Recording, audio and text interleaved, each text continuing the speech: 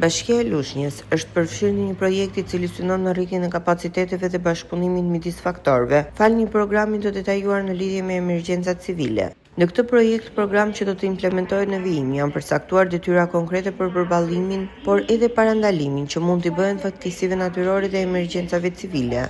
Në ambientet e Muzeut Historik të qytetit, ky program I hartuar ju parashtroi edhe pjesëtarëve të administratës publike si dhe aktorëve të tjerë. Përgjegjësi I sektorit zjarfikës, zoti Xhezmi Metushi, u shpreh se për të vënë në jetë projekte të tilla duhet bashkëpunimi midis strukturave përkatëse.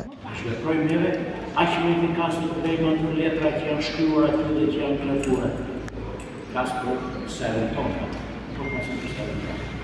prandaj do vetë me që ashtu siç kemi bashkëpunim. Gjatë kësaj periudhe të bashkëpunojmë edhe në atë që ti dalim balë situatave të vështira.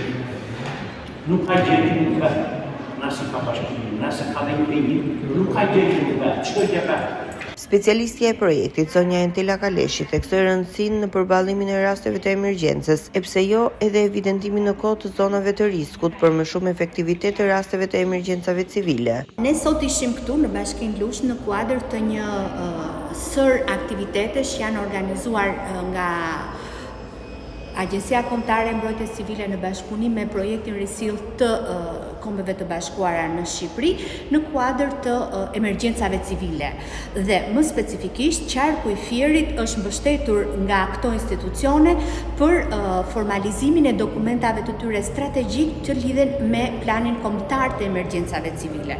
Sot më specifikisht ne bëm diskutimin dhe konsultimin me publikun të një dokumenti shumë të rëndësishëm për Bashkinë e Lushnjës, I cili është plani vendor I emergjencave civile.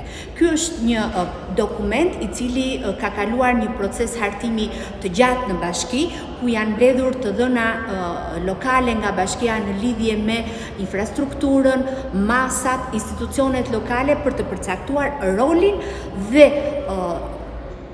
mënyrat e ndërhyrjes në rast të një situate kur bashkia mund të ndodhë përballë një fatkeqësie apo emergjence civile. Ky projekt, ku është përfshirë edhe Bashkia e Lushnjës dhe qarku Fier, vjen në fillimin e stinës së nxehtë, ku rreziku nga zjarret është tepër I madh. Të paktën vitet e fundit, ku disa prej tyre në territorin e Bashkisë Lushnjë kanë rezultuar me shumë dëme, pavarësisht përpjekjeve të sektorit zjarfikës, ku banorët kryesisht në zona rurale ndezin zjarre të cilat dalin jashtë kontrollit.